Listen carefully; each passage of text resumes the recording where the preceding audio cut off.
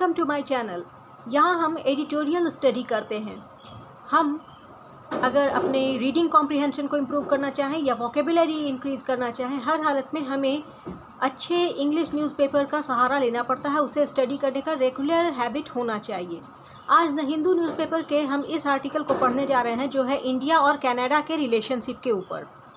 Another लो, यहाँ लो यानी एक नीचता को दिखलाया गया है। Another low on the latest provocation by Canadian Sikh separatist groups in Canada।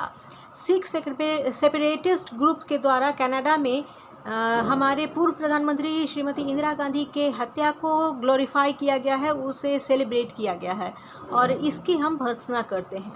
Canada is doing very little to address India's concern on Sikh extremism। Extremism यानी उग्र विचारधारा।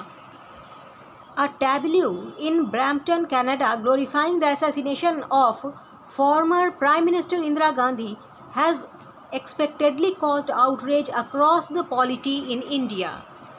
tableau कहा जाता है एक दृश्य को, ये कनाडा के एक जगह का ये दृश्य है। glorifying the assassination of former Prime Minister Indira Gandhi has expectedly caused outrage।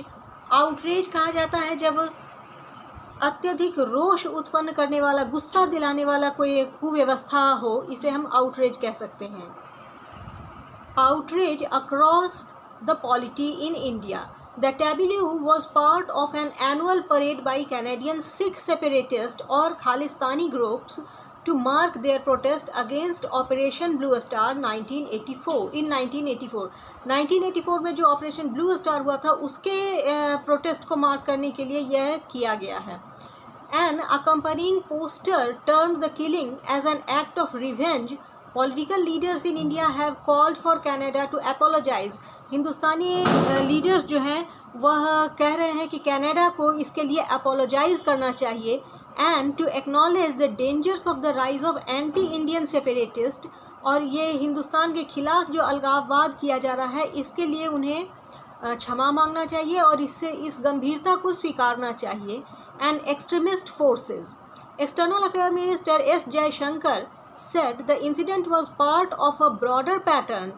यह एक बड़े दृश्य का भाग है, indicating that these forces pose a real challenge not only to India-Canadian relationship but also to Canada itself।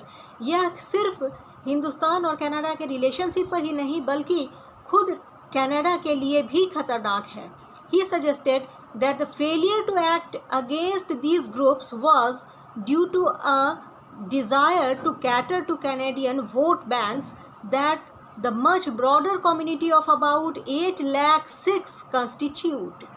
कहा जा रहा है कि कनाडा जो है वो इन लोगों के खिलाफ कोई एक्शन नहीं ले रहा है, इस गलत चीज़ों के खिलाफ कोई एक्शन नहीं ले रहा है क्योंकि वो इस बड़ी संख्या को एक वोट बैंक के रूप में देख रहा है और ये 8 लाख सिख लोगों का जो एक संख्या है उन्हें कनाडा गवर्नमेंट वोट बैंक के तरह पर ट्रीट कर रहा है और उनकी गलतियों को नज़रअंदाज कर रहा है।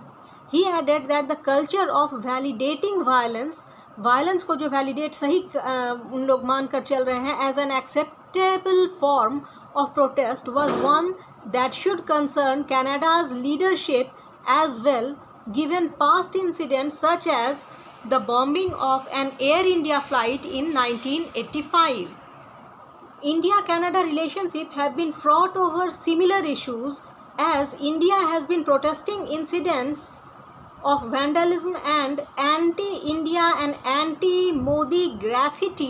ग्राफिटी कहा जाता है जो दीवारों पर चित्रकारी की जाती है, तो ये एंटी इंडिया और एंटी मोदी ग्राफिटी कहा जा रहा है on temples and community centers there, as well as over Canadian Prime Minister Justin Trudeau's remark criticizing the Narendra Modi government's treatment of Punjab farmer who were protesting the 2020 agriculture bill.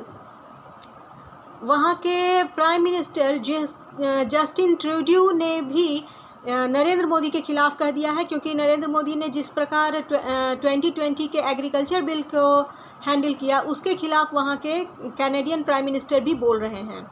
As a result India had called off high level engagements and virtually snapped communications, snap कहा जाता है अचानक से कुछ टूटना, and virtually snapped communications between New Delhi and Ottawa for several months before they were restored.